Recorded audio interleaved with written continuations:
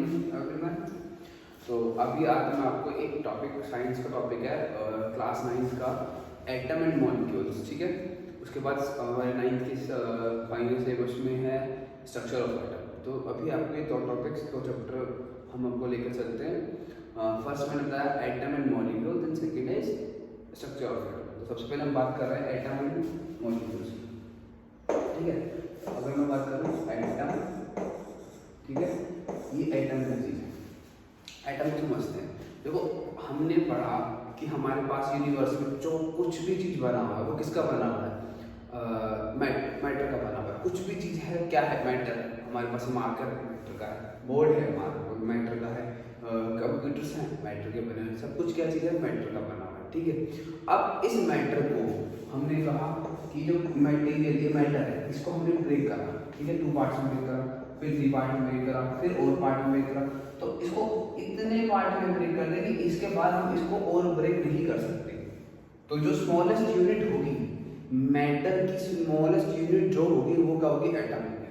तो बात समझने की कोशिश करते हैं। मैंने कहा यूनिवर्स में कुछ भी जो चीज़ें हैं वो किसकी बनी हुई है? मैटर की बनी हुई है, ठीक है। अब मैंने कहा अब इन मैटर को हम स्मॉलेस्ट यूनिट, इस मैटर की स्मॉलेस्ट यूनिट ही क्या है? एटम। हमने इसको ब्रेक करना शुरू करा। अब इसको भी हम और ब्रेक कर सकते हैं। इसको अभी इतना पार्ट था, अब इसको ब्रेक करा, इतना पार्ट बना, तो स्मॉलेस्ट यूनिट आएगी, इसको हम ब्रेक नहीं कर पाएंगे, वो क्या होगा? एटम होगा। तो आपको एटम समझ में आ गया। अब हम आगे बात करते हैं इसके बाद कि एटम हमने पढ़ दिया। अब एटम एक्चुअली में है क्या, ठीक है ना, इसकी स्ट्रक्चर क्या होती है और इसको हम कैसे स्टडी करते हैं वो समझते हैं, ठीक है। तो एटम, अब हमने बात करें एटम, एटम की स्मॉलेस्ट यूनिट ऑफ मैटर क्या है? एटम। उसके बाद अब हम समझते हैं कि जैसे हमने बात का एग्जांपल लेते हैं हाइड्रोजन। क्या है? हाइड्रोजन एटम है कि इस स्मॉलेस्ट यूनिट क्या होगी इसकी, मतलब जो भी हमारा कोई प्रोडक्ट होगा उसको ब्रेक करके हाइड्रोजन तक लेके जा सकते हैं, ये एटम बन गया। देन उसके बाद अब इसमें क्या होते हैं? पार्ट्स। अगर मैं हाइड्रोजन में ऐड कर दूं तो क्या बनेगा? H2 बनेगा। अब जब हमने 2 एटम्स को आपस में मिलाया, एक प्रोडक्ट बनकर आया, जिसे बोलते हैं मॉलिक्यूल। क्या बोलते हैं? अब यहाँ पर क्या बन गया? हाइड्रोजन का मॉलिक्यूल बन गया, ठीक है। जब 2 एटम को मैंने आपस में कंबाइन करा, एक मॉलिक्यूल बनकर आया। जैसे अब मैं 2 हाइड्रोजन को और एक ऑक्सीजन के साथ मिलाता हूँ तो एक H2O का मॉलिक्यूल बनकर आया। क्या बन गया? H2O का मॉलिक्यूल बना, ठीक है। वाटर, H2O का होता है वाटर का मॉलिक्यूल बना। देन उसके बाद अब एटम एंड मॉलिक्यूल समझ गए। मैंने आपको कहा हमें अगर क्लास 9th में है, हमें 1 से लेकर 18 तक के एलिमेंट की हर एक इन्फॉर्मेशन हमें पता होनी चाहिए। इन्फॉर्मेशन कैसे, क्या मतलब है? इन्फॉर्मेशन क्या चीज़, मैं इन्फॉर्मेशन किसे बोलता हूँ, ठीक है। इन्फॉर्मेशन समझते हैं कि इन्फॉर्मेशन से क्या है, हम क्यों बोल रहे हैं। तो एक हमने क्लास में छोटी क्लास में पढ़ते हैं प्लेइंग विद नंबर के नाम से।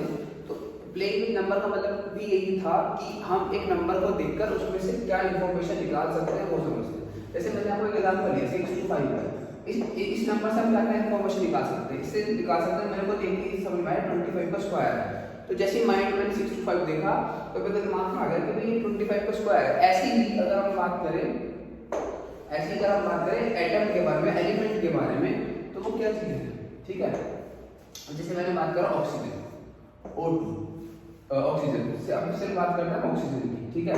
ऑक्सीजन के बारे में देखो हम क्या क्या इन्फॉर्मेशन निकाल सकते हैं वो समझते हैं। इसका एटॉमिक नंबर कितना होता है? 6। पहले इन्फॉर्मेशन, एक इन्फॉर्मेशन ही तो हुई। हम ऑक्सीजन के बारे में क्या जानते हैं? इसका एटॉमिक नंबर 6 होता है, एटॉमिक मास 12 होता है, ठीक है। इसकी इलेक्ट्रॉनिक कॉन्फ़िगरेशन 2 और 4, 2 और 6 होता है आपका ना। इसका एटॉमिक नंबर 8 होता है, ठीक है। इसका इलेक्ट्रॉनिक कॉन्फ़िगरेशन 2 और 6 होता है, ठीक है। और क्या निकाल सकते हैं? आउटर मोस्ट शेल में कितने इलेक्ट्रॉन्स हैं? 6 इलेक्ट्रॉन हैं, ठीक है। इसमें इसकी वैलेंसी किसी होगी? -2, क्योंकि इलेक्ट्रॉन एक्सेप्ट करेगा। तो कुल मिला के मैं ऑक्सीजन के बारे में क्या क्या इन्फॉर्मेशन निकाल सकता हूँ वो हमने देखी। अब हम इसके बाद ये होगा हमारे पास, मैंने आपको बताया 1 से लेकर 18 तक के एलिमेंट का हमें ये ब्योरा, मतलब ब्योरा का इन्फॉर्मेशन को सब कुछ पता होना चाहिए। देन उसके बाद की बात करते हैं। अभी हम पढ़ रहे थे एटम एंड मॉलिक्यूल्स। अब हमने एटम पढ़ लिया, मॉलिक्यूल्स पढ़ लिए। अब उसके बाद हमें और क्या पढ़ना है? अब हो एटम।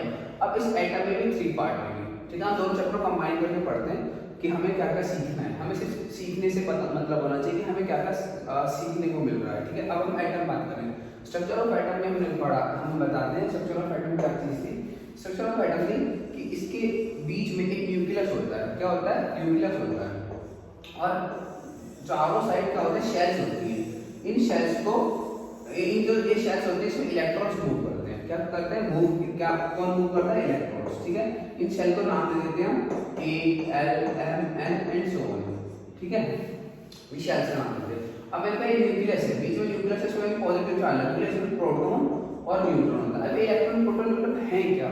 मैंने आपको भी बताया था कि एक एटम हमने स्मॉलेस्ट यूनिट बोली थी मेटल की, ठीक है। अब इसमें 3 पार्ट होते हैं, 3 पार्टिकल होते हैं इसमें। इस एटम के 3 पार्टिकल होते हैं, वो होते हैं बेटा इलेक्ट्रॉन, प्रोटॉन और न्यूट्रॉन, ठीक है।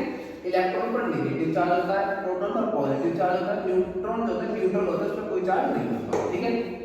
मैंने बताया एटम, एटम को हमने एटम के 3 पार्टिकल होते हैं, electron, proton and neutron. Electron पर नेगेटिव चार्ज होता है, प्रोटॉन पर पॉजिटिव चार्ज होता है, न्यूट्रॉन पर कोई चार्ज नहीं होता, न्यूट्रल होते हैं। उसके बाद हमने देखा इलेक्ट्रॉन पर नेगेटिव चार्ज है, प्रोटॉन पर पॉजिटिव चार्ज है, न्यूट्रॉन न्यूट्रल से। अब इसकी इन्वेंशन किसी के क्वेश्चन के हिसाब से पढ़ते हैं कि हमें क्वेश्चन किस हिसाब से आ सकते हैं। हमने देखा कि इलेक्ट्रॉन की जो इन्वेंशन करी है वो किसी की थॉमसन ने करी है, प्रोटॉन की रदरफोर्ड या गॉडस्मिथ ने करी है, न्यूट्रॉन की चैटलिन ने करी है। हमें ये पता होना चाहिए। अब चार्ज कितना होता है इलेक्ट्रॉन पर? मैंने बताया नेगेटिव चार्ज होता है, पर नेगेटिव कितना होता है? 1.6 × 10⁻⁻19 कूलम, ठीक है। ऐसे अगर मैं प्रोटॉन की बात करूं, प्रोटॉन पर पॉजिटिव 1.6 × 10⁻⁻19 कूलम, ये हमारे पास चार्ज है। और न्यूट्रॉन पर कितना? अगर न्यूट्रॉन होता है कोई चार्ज नहीं होता, तो समझना 0 चार्ज होता है, ठीक है। अब हम बात कर रहे हैं इलेक्ट्रॉन पर चार्ज की, प्रोटॉन पर चार्ज की, न्यूट्रॉन पर चार्ज की। तो हमें पता होना चाहिए कि इलेक्ट्रॉन पर कितना चार्ज होता है, प्रोटॉन पर कितना चार्ज होता है। यूनिट इसकी कूलम होती है, चार्ज पर यूनिट क्या होगी? कूलम। उसके बाद और देखिए, अभी मैं बात कर रहा था ये शेल्स। अभी स्ट्रक्चर ऑफ एटम की बात कर रहे हैं। स्ट्रक्चर ऑफ एटम में मैंने आपको बताया बीच में क्या होता है? न्यूक्लियस होता है। ये क्या है बेटा? न्यूक्लियस। इस न्यूक्लियस में क्या होता है? प्रोटॉन और न्यूट्रॉन होता है। क्योंकि प्रोटॉन पर पॉजिटिव चार्ज होता है, न्यूट्रॉन पर न्यूट्रल रहता है, तो टोटल इस पर चार्ज कितना होगा? पॉजिटिव। तो न्यूक्लियस पर चार्ज कैसा होता है बेटा? पॉजिटिव चार्ज होता है। अब न्यूक्लियस पर पॉजिटिव चार्ज होता है, इलेक्ट्रॉन्स होते हैं शेल्स में चक्कर लगा रहे होते हैं। इसमें नंबर ऑफ शेल्स इनफाइनाइट हो सकती है, हमारे पास डिपेंड करता है कि एटम कैसा है, ठीक है। तो अगर हम इसकी पहली शेल को नाम देंगे तो के नाम देंगे, दूसरी शेल को एल, एम, एन, ठीक है। मैंने बोला कि पहली शेल में के, फिर एल, एम और एन, ये इनके नाम एंड सो ऑन चलते रहेंगे। अब इस शेल में कितने मैक्सिमम इलेक्ट्रॉन आ सकते हैं, उसके लिए काउंट करने का फॉर्मूला होता है बेटा 2n²। एन क्या है? Number of shells. मैंने बताया इन शेल्स में नंबर ऑफ इलेक्ट्रॉन्स मैक्सिमम कितने हो सकते हैं? मैक्सिमम नंबर ऑफ इलेक्ट्रॉन किस फॉर्मूले से निकालेंगे? इस फॉर्मूले से निकालेंगे, 2n² के फॉर्मूले से। उसके बाद हमने देखा कि भाई 2n², इसका हम n क्या है? n बोल रहा है नंबर ऑफ शेल्स को, नंबर ऑफ शेल्स को। तो n अगर हम 1 रखते हैं तो पहली शेल में कितने इलेक्ट्रॉन्स आ सकते हैं? मैक्सिमम 2। तो मैंने कहा पहली शेल में मैक्सिमम 2 इलेक्ट्रॉन्स आ सकते हैं। उसके बाद हमने बात करा n की वैल्यू हम 2 रखेंगे, तो 2 × 2 का square that is equal to 2 × 4 that is equal to 8। तो मतलब दूसरी शेल में कितने मैक्सिमम इलेक्ट्रॉन आ सकते हैं? 8 इलेक्ट्रॉन आ सकते हैं। ऐसे अगर हम बात करेंगे थर्ड में 18 आएगा, फिर 32 आएगा, ठीक है। तो अगर हम बात करें पहली शेल में 2, फिर 8, फिर 18 और फिर 32 इलेक्ट्रॉन्स आ सकते हैं। तो मैंने बताया के में पहली शेल में इलेक्ट्रॉन्स आएंगे 2, फिर 8, फिर 18 और फिर 32। अब इसका यूज कहाँ करेंगे हम? क्या किस लिए यूज हो सकता है कि इन शेल्स में इलेक्ट्रॉन्स हम फाइंड कर रहे हैं, याद कर रहे हैं, वो किस लिए याद कर रहे हैं? अब आपको वो समझते हैं, ठीक है ना। अच्छा, अब ये इसको समझने के बाद फिर हम एटॉमिक नंबर और एटॉमिक मास की बात करेंगे।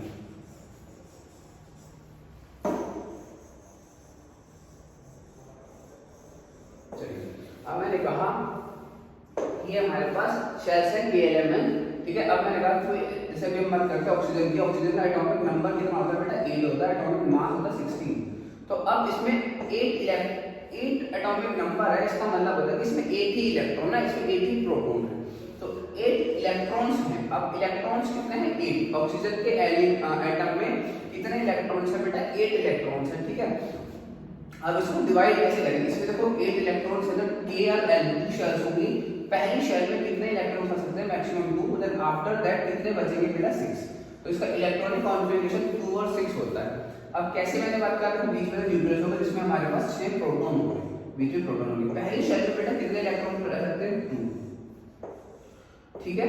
दूसरी शेल में हमारे पास कितने इलेक्ट्रॉन 1 आ सकते हैं, पर लेकिन अब इसके पास बचे कितने बेटा, 6 ही तो बचे, 6 ही तो बचे। तो दूसरी इलेक्ट्रॉन्स में दूसरी शेल में आएंगे बेटा 6 इलेक्ट्रॉन्स, ठीक है। तो ये हमारे पास किसकी स्ट्रक्चर हो जाती है, ऑक्सीजन की स्ट्रक्चर को इस हिसाब से बनकर आती है। इलेक्ट्रॉनिक कॉन्फ़िगरेशन 2 और 6 होता है, एटॉमिक नंबर 6 होता है, एटॉमिक मास 16 होता है, ठीक है। चलो अब हम बात करते हैं एटॉमिक नंबर की, कि एटॉमिक नंबर क्या होता है। बेटा एटॉमिक किसी भी एटम का एटॉमिक नंबर होता है उसमें प्रेजेंट नंबर ऑफ इलेक्ट्रॉन और नंबर ऑफ प्रोटॉन।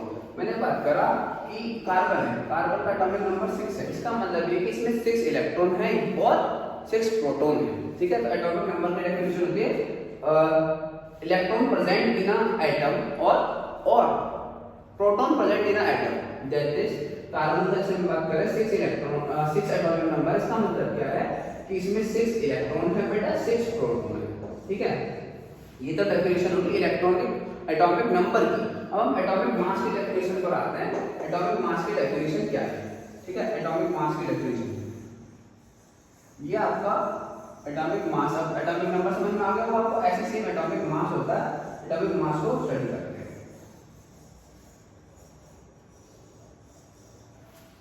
ठीक है। एटॉमिक मास होता है बेटा, एटॉमिक मास इक्वल्स टू होता है number of proton plus number of neutron.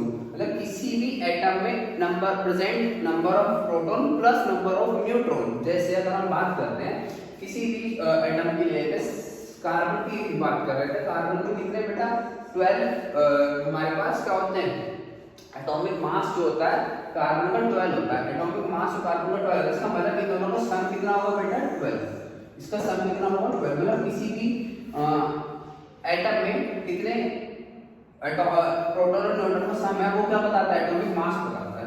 अब इसका यूज कहां करेंगे, इसका यूज करेंगे नंबर ऑफ न्यूट्रॉन्स निकालने के लिए। कैसे, अब हमने बात करा, अब एटॉमिक नंबर 6 होता है, कार्बन का एटॉमिक नंबर 6 होता है, इससे पता चल गया हमारे पास नंबर ऑफ इलेक्ट्रॉन्स कितने बेटा 6, नंबर ऑफ प्रोटॉन कितने होंगे 6।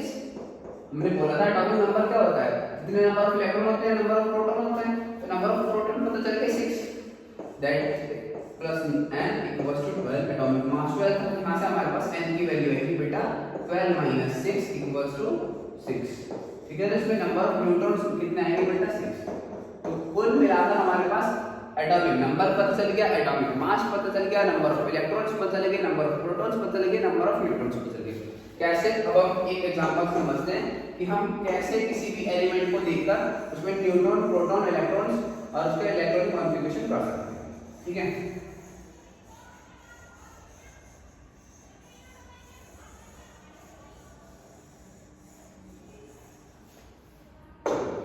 कैसे देखो, हम ट्राई करते हैं कि नाइट्रोजन का सिंबल होता है N, इसमें एटॉमिक नंबर होता है बेटा 7, एटॉमिक मास होता है 14। ये आपको लर्न करना पड़ेगा 1 से लेकर 18 तक का atomic number and atomic mass most important है, उसके बिना केमिस्ट्री में आप आगे नहीं बढ़ पाओगे।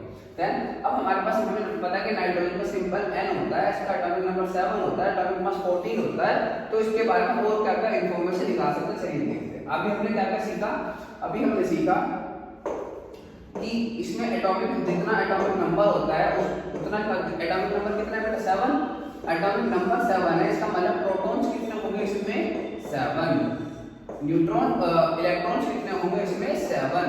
अभी हमने ये सीखा कि जितना एटॉमिक नंबर होता है उतना प्रोटॉन्स होते हैं और उतने इलेक्ट्रॉन्स होते हैं। अब हमें फाइंड करने हैं न्यूट्रॉन्स कितने होंगे बेटा।